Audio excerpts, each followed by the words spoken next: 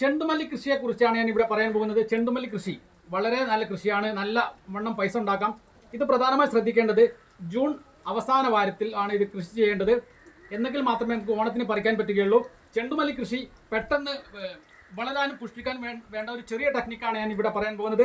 നട്ട് 3 ദിവസം കഴിഞ്ഞതിന് ശേഷം ഇതുപോലെ, ഇത് കടലപ്പിണ്ണാക്കാണ്.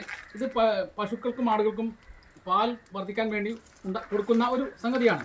ഈ കടലപ്പിണ്ണാക്ക് എടുക്കുക. ഈ കടലപ്പിണ്ണാക്ക് എടുത്തതിന് ശേഷം അതിലേക്ക് ഈസ്റ്റോ അല്ലെങ്കിൽ തൈരോ ഒഴിക്കുക. ഏതെങ്കിലും ഒന്ന് ഒഴിച്ചാൽ മതി. കാരണം ഇത് പുളിക്കാൻ വേണ്ടിയാണ് ഈസ്റ്റോ തൈരോ ഇതിലേതെങ്കിലും ഒന്ന് ഒഴിക്കുക.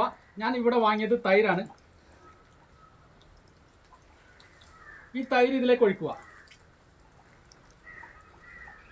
ഇത് ഒഴിച്ച് കഴിഞ്ഞതിന് ശേഷം ഇതിലേക്ക് ഇത് മൂടാൻ മാത്രം വെള്ളത്തിന്, ഓവർ വെള്ളം ഉണ്ടാവരുത്.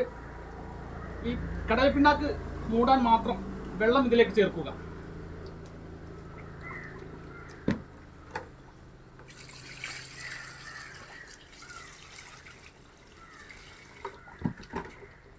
ഇത് ഇത്ര മാത്രമേ വെള്ളം പറ്റുകയുള്ളൂ, കൂടുതൽ പറ്റുകയില്ല. എന്നിട്ട് ഇതൊന്ന് മിക്സാക്കിയതിന് ശേഷം 3 ദിവസം ഇത് മൂടി വെക്കുക. എന്നിട്ട് 4-ാം ദിവസം ഇതിൽ നിന്ന് കുറച്ച് വെള്ളം എടുത്തിട്ട് ഒരു കപ്പ് വെള്ളത്തിലേക്ക് 10 ലിറ്റർ വെള്ളം എന്ന തോതിൽ കലക്കിയിട്ട് ചെടിയുടെ നേരെ മുരട്ട് പായരുത്, കുറച്ചകലം പാർന്നു കഴിഞ്ഞാൽ ചെടി നല്ലവണ്ണം വളരുകയും പുഷ്ടിക്കുകയും ചെയ്യും. ഇത് വേരോട്ടത്തിന് പറ്റിയ ഒരു ലായനിയാണ്. കൂടുതലായി നമുക്ക് ഇതിൽ ശ്രദ്ധിക്കേണ്ടത്, ചെണ്ടുമല്ലി കൃഷി ചെയ്യുന്ന സമയത്ത് ആദ്യം തന്നെ വളം ഇടണം. നൈട്രജൻ വളം നിർബന്ധമാണ്. നൈട്രജൻ വളം എന്ന് പറഞ്ഞു കഴിഞ്ഞാൽ നമുക്ക് ചാണകമോ മറ്റോ ആട്ടിൻ കാഷ്ടമോ ഇതിലേക്ക് ഇട്ടതിന് ശേഷം അതിൻ്റെ മേലെ മണ്ണ് വീഴ്ത്തുക. അതിൻ്റെ മേലാണ് ചെണ്ടുമല്ലി കൃഷി ചെയ്യേണ്ടത്.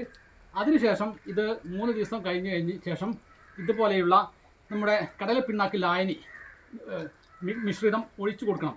ഇത് പ്രത്യേകമായി ശ്രദ്ധിക്കേണ്ടത്, ഇത് ഇങ്ങനെ തൈരും അതേപോലെ തന്നെ കടലപ്പിണ്ണാക്കും, അല്ലെങ്കിൽ കടലപ്പിണ്ണാക്കും നമുക്ക് ഈസ്റ്റും ചേർത്ത് കൊടുക്കുക. രണ്ടിൽ ഏതെങ്കിലും ഒന്ന് ഇട്ടാൽ മതി. എന്നിട്ട് 3 ദിവസം മൂടി വെക്കുക. അതിനുശേഷം 1 കപ്പ് പിണ്ണാക്ക് ലായനിയിൽ നിന്നും 10 ലിറ്റർ വെള്ളം കലക്കിയിട്ട് ചെടിയുടെ ചുവട്ടിൽ ഒഴിച്ച് കൊടുത്താൽ നല്ലവണ്ണം വളർച്ച കിട്ടുന്നതാണ്. ഇത് നമുക്ക് കൂടുതൽ പുഷ്ടിക്കാൻ വേണ്ടിയിട്ടാണ്, കൂടുതൽ പരിപോഷിക്കാൻ വേണ്ടിയിട്ടാണ് ഈ മെത്തഡൊക്കെ നമ്മൾ ചെയ്യുന്നത്.